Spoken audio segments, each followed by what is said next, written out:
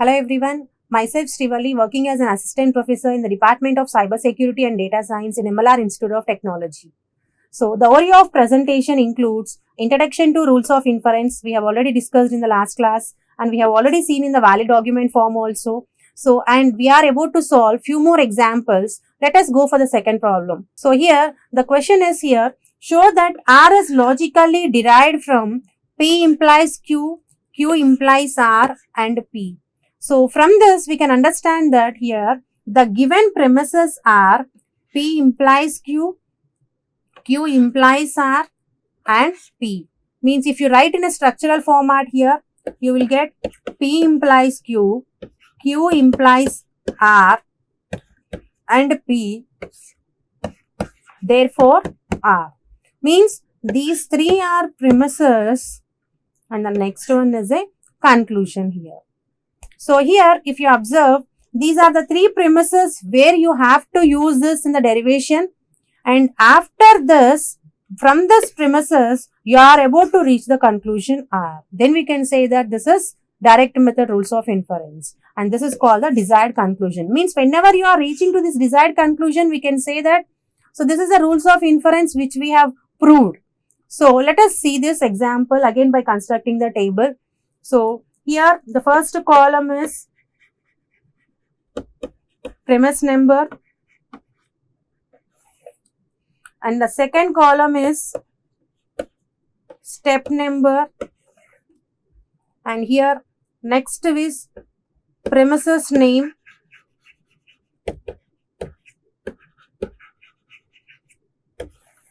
and the last column is here rule of inference. So here in this, the premises number is always, as we are going to start first, it is 1 and step number is 1 and the premises name is P implies Q and the rule of inference is here rule P. Why? Because this is from the given question. So this premise is given from the question here, that is called rule P. And the premise number is again next 2. Step number will become 2. And the next premise whichever we are taking, it need not be the second premise. It can be another premises also. But only the thing that we have to remember is the next premise whichever we are taking, it should connect with the first premise. And together if we have the formula only, it is better to take. Otherwise, it is no use of taking the premise which is not having connection with the first premise. For example, if I am taking, for example, I have R as another premise. So if I consider R as another premise, which we don't have any formula in the implications, there is no use of taking these two premises immediately of R. Why? Because we don't have any conclusion here. So that's why. So try to avoid this type of steps here. So here we are just taking P implies Q and the next premises, here if you consider P implies Q and Q implies R. So here before going to take this second premises or the second one here, so you just analyze it in your mind here. So whether we have for the formula or not. So just go back to the formulas here. So P implies Q, Q implies R. So if we observe I13 here in hypothetical syllogism, we have the formula for P implies Q, Q implies R is P implies R. Then we can go for that and you can write directly here Q implies R and this is also called here rule P. Next, here as we are going to derive the new premise, so here you are going to include 1, 2 and the step number is 3 and the formula we are going to get is here. So the formula what we are going to get is P implies Q, Q implies R is here P implies R and this is called rule T and the steps whichever you have used is 1, 2 and the formula here is I13. So next, still we are left over with another premise, that is also we have to use. So here the premises number is, here we have 1, 2 and third is already skipped. Why? Because in place of 3 we have written 1, 2. Then you skip the 3 and write 4. And step number is 4. And the given premises, leftover premises is P. Then here rule P. Now here again premises number. Which premises we are taking is here 1, 2 premise and 4 premise. So write down 1, 2, 4 premise and step number 5. So here P, P implies R. We have the formula for P, P implies R here. So if we observe the formulas here, P, P implies R. That is nothing but P, P implies Q. That is called Q, which is called modulus ponens I11. So this I11 formula we can use here. So P, P implies Q is Q. Here P, P implies R is R. And this is called rule T. And step numbers we have used is here 3, 4. And the formula we have used is I11. So if we observe here, the conclusion is R is logically derived. Means the desired conclusion is here R. And here we got R is only desired conclusion. So we can prove that here it is R is logically derived from the given premises. Hence proved.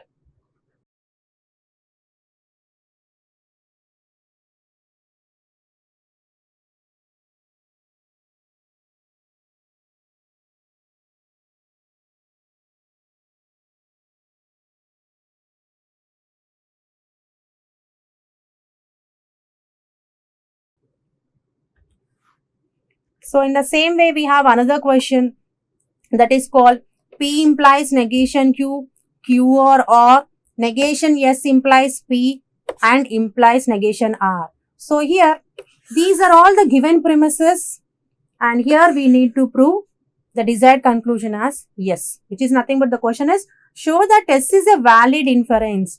The questions can be in any form like valid inference, logically derived from the premises, or simply, if you see the first question, we didn't have any question. So directly they have written premises, implication, conclusion. So these are premises and this is the conclusion they'll give. So by seeing that, you have to understood that here, these are rules of inference. So here, the question is here, show that S is a valid inference from the premises. P implies negation Q, Q or R. Negation S implies P, negation R. So let us solve this problem also here. Premise number, step number,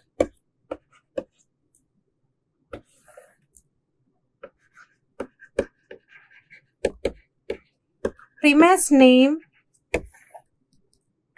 and here a rule of inference. So here the first one is premise number. Step number is 1 and the premise number you can take here, for example, Q or R. Why? Because here P implies Q. If I take P implies Q and Q or R, I don't have any connection with this. I don't have any formula. So if I consider Q or R, if I take second premise as negation S implies P, I don't have any formula. With these two premises I don't have, with these two premises I don't have. But if I consider QR and negation R, so still we have chances to get the formula. Let us see here. Let us see and write down here. So QR or this is called rule P.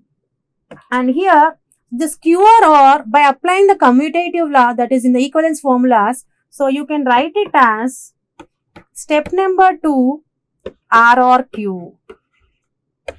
So this is also called rule P here by using the equivalence formula. Now here next premises number is 3, step number is 3 and here you can consider second premises as negation R and this is called rule P. Now negation R comma R or Q. So let us see the formulas whether we have the formula or not here. Negation P comma P or Q is Q. Here we have negation R comma R or Q. Then what will you get here? Q only. The same answer will get here. So let us see here. So using the premises numbers 1 comma 3, step number is 4. So here negation R comma R or Q is Q. So this is called rule P, rule T. Step numbers are 2 comma 3, and we have used the formula here. The formula name is here I10. So by using I10 formula here, we got Q. So this QRR is done here. This QRR is done and negation R is also done. So let us go for the next one where we have the connection here. So here we got the answer is Q. Then obviously you have to go for P implies negation Q only. And if you observe this P implies negation Q, so we have contrapositive. Actually, we have discussed in the last classes converse, inverse, contrapositive from the conditional statement. So basically, what is the conditional statement here? If you have P implies Q, so converse here, for this converse is Q implies P, inverse is negation P implies negation Q, contrapositive is negation Q implies negation P. In the same way, if you have P implies negation Q, so what is the converse here? Negation Q implies P, and here inverse is negation P implies Q, and contrapositive is here negation Q. So negation of negation Q is Q. Q implies here negation P. Now if you observe here, why I have Q here. So out of these three formulas, which one I have to consider is, so here with this I can get by using the I11 formula I can get the answer. Why? Because Q comma Q implies negation P is, we can write it as negation P. So Q comma negation P implies Q, I cannot write it. Why? Because I don't have any formula. So in the same way, negation Q implies P also, I can't write it here. So I can do it as here. So what is the premises number I will get here? 1, 2, 3, 4. Premises number is 5. Step number is 5. And the premises name is here. So directly you can write it as here. First you have to write it as P implies negation Q, which is called as rule P. Next, the same premise, step number 6. And here you are writing in place of P implies negation Q as Q implies, that is here Q implies negation P. And this is called rule T only. Why? Because by using the equivalence formula. So here by using the equivalence formula here, you have written here. That is called contrapositive formulas here. These are included in equivalence formulas also. Then step number, premises number is here. By using which premises you are taking here? First is 1, 3 and 5. So 1, 3, 5. Step number is 7. And the premises name is here. You will get here Q comma Q implies negation P is negation P. And here this is called rule T. By using the step numbers 4, 5 here. And here. And the formula here we have used is I11. Next we have here, so we are left over with the only negation S implies P. Why? Because P implies negation Q is done, QRR is done, negation R is done. So we are left over with the negation S implies P. So here the premises number is here 8, step number is 8, and here you have to write negation S implies P, and this is called rule P. And the same thing, this one also, if you apply contrapositive here, then you will get negation P implies yes. So write down that negation P. Why? Because here we have negation P. Here I have negation P implies yes. Negation P comma negation implies yes is yes. By using I11 formula. So in contrapositive you can write negation P implies yes. And here this is called rule T by applying the equivalence formula. And this is called step number 9. And here we have 1, 3, 5, and this is called 8. So like this, negation P implies yes. And from this, the last step is here. So let us write here in the top, only the last row we are left over with the formula here. So, and here, what is the premises number you will get is here. As we are including negation P and negation P implies yes. So here you will get 1, 3, 5, 8, and step number is 10. and here directly you will get yes, which is called as rule T by using the steps here 7 comma 9 and the formula is here I11. So if we observe here, this is our desired conclusion as we have in the question show that S is valid inference from the premises here. So this is about our third question, like you have to solve by using the rules of inference along with the implication formulas. So we have one more question also, like R and P or Q from P or Q, Q implies R, P implies M, negation M. So let us understand this here. This is only negation. So here, if you observe this question, here they did not given that valid inference or desired conclusion or something theoretical they didn't give.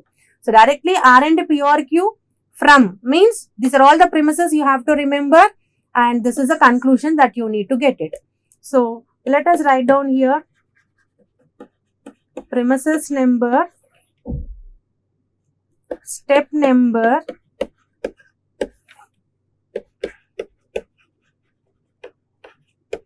premises name, and here this is rule of inference. So here if you observe, first we need to consider one given premise. So let us suppose here I am considering the P implies M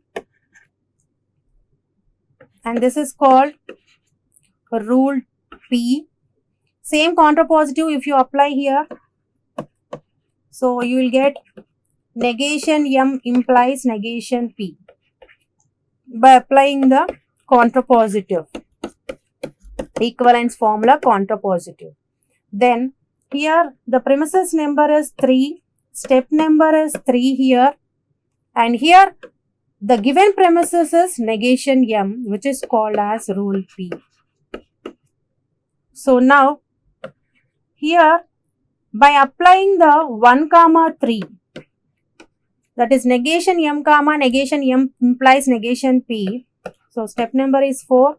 Then you will get here negation P by using the I11 formula, that is P comma P implies Q. So this is called as rule T. Step number we have used is 2 comma 3 and this is called as I11 formula. So next here if you observe, we have completed P implies negation M and also negation M and we are left over with P or Q, Q implies R. So if you observe here negation P comma P or Q, we have the formula in the implications, that is negation P comma P or Q, again I10 by using the I10 we'll get Q formula. So directly we can apply here. So here the premises numbers are 5, step number is 5 and here just write the given premise here and this is called as rule P. So by applying these two, that is 1 comma 3 comma 5, step number 6, you will get it as Q here. So which is called as rule T and the step numbers we have used is here 4 comma 5 and the formula is here I10. So after this, even this is also done here. So next we have to take the premises number is 7, step number is 7 and here if you consider this one Q, so Q comma Q implies R. This is called rule P. Now, so by implying this, so by applying the I11 formula again you will get it as R here. So here 1, 3, 5, 7, premises number, step number is 8 and we got Q comma Q implies R is R by applying the I11 formula. So which is called as rule T and the step numbers we have used is here 6 comma 7 and here the formula we have used is I11. Q comma Q implies R is R. But here if we observe the conclusion, the desired conclusion we have to get it is R and P or Q, but here we have only R. So but we have P or Q also. So which formula if we use, we will get R and P or Q, that we have to remember. So we have in the implication formulas by applying here P P comma Q. So P is R, Q is P or Q. So if I write like this, you will get R and P or Q. If I apply I9 formula, means R is P, P or Q I am considering it as Q. P comma Q is P and Q. So by applying this I9 formula, so I'll get the answer. So let us go for this. So here 1, 3, 5, 7, the same premises names, you will get premises numbers. Step number is 9 and directly you can write R and P or Q. So by applying the rule, here rule is T and the step numbers are 5 and here 8, this one 8.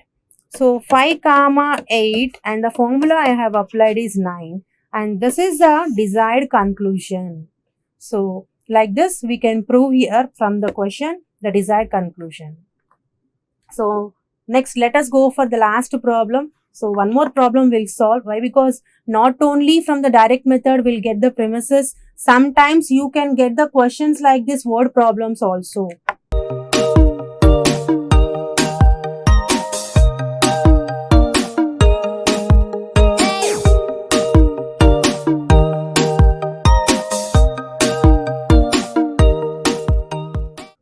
So that means here till now we have seen the problems like in the question premises are there and conclusion is also there. So from the premises we are going to derive the conclusion. But here if you observe this question carefully, here we have everything in theoretical. We don't know what are premises. We don't know what is conclusion. So directly they did not given. But here if you observe P1, P2, P3 like that. So these are all the premises. From this premises, which are actual premises and which is the conclusion we need to find out. So let us see here. P1, Rita is baking a cake. P2, if Rita is baking a cake, then she is not practicing her flute. P3, if Rita is not practicing her flute, then her father will not buy her a car. P4, therefore Rita's father will not buy her a car. So from this, before identifying the premises, first we need to identify how many variables are there. So the variables are here. First P. So P is Rita is baking a cake. Means here directly you can write here Rita is baking a cake is P statement. Now if Rita is baking a cake, then she is not practicing her flute. Means practicing her flute we can consider it as Q. And if Rita is not practicing her flute, then her father will not buy her a car. Means her father will buy her a car is R. So therefore, whenever you see therefore, we can consider this premise as one conclusion. Means on the whole, you have to write what are P statements, Q statement, R statement and also conclusion statement. So let us write down here P statement. Rita is baking a cake and Q is she is practicing her flute. She is practicing her flute and our statement is here. So here she is not practicing. Not means so here we need to understand it is a negation of that statement. So that's why we are including it as she is practicing her flute. And if Rita is not practicing her flute, her father will not buy her a car. Means her father will buy her a car. So on the whole, if we observe, we are getting only 3 statements. Rita is baking a cake and here she is practicing her flute and her father will buy her a car. And even if you observe in the last one, Rita's father will not buy her a car. This is also derived from the R only. So we have on the whole 3 statements here. Next here, from this write down the premises. So if you write down the premises here, so P1 is Rita is baking a cake, means you'll get only P. And P2 is if Rita is baking a cake, then she is not practicing her flute. Means then if you have Wherever you have if and then you will get the data in the implication format. Means if Rita is baking a cake, means P implies then she is not practicing her flute, means P implies negation Q. And P3 is if Rita is not practicing her flute, means negation Q implies her father will not buy her a car, means negation R. And on the whole, the conclusion is therefore Rita's father will not buy her a car, means negation R.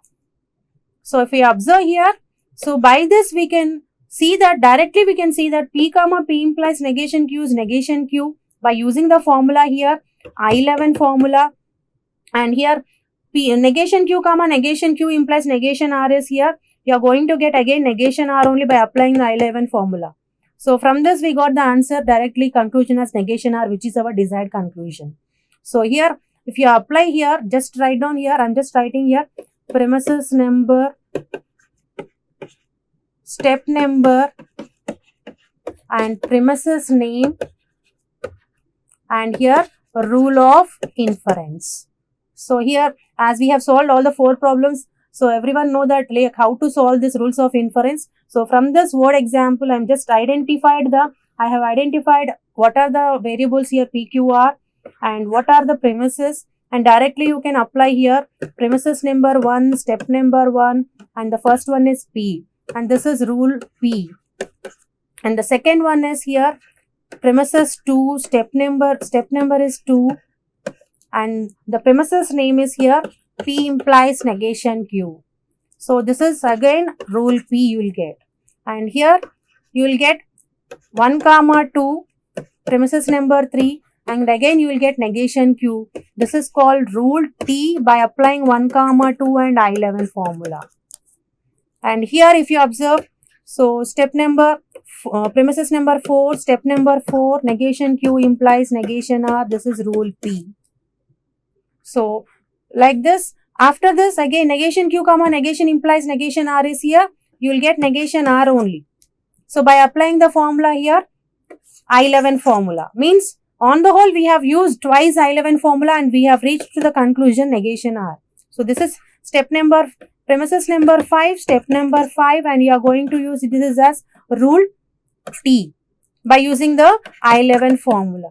So like this we need to solve here. If you observe, this is the conclusion that we need to get, and we have reached to this desired conclusion, then we can say that this negation R is logically derived from the premises. So not only here, only the direct premises and the conclusion will be given. Sometimes they will be giving this type of problems also which are in like theoretical word examples. So we need to understand what are the statements, what are the premises we have to identify, and then we have to go for the actual process of the derivation by using direct method rules of inference. So here what we have discussed today is, we have discussed a few more examples on the rules of inference by using the direct method, and in the next session we'll go with the next CP rule method. Means we have discussed only direct rule method in the rules of inference, and we have the second method that is called CP rule method. What is CP rule method? What are the steps to solve that? And also we'll see few examples on that. So by this we'll end the session. Thank you.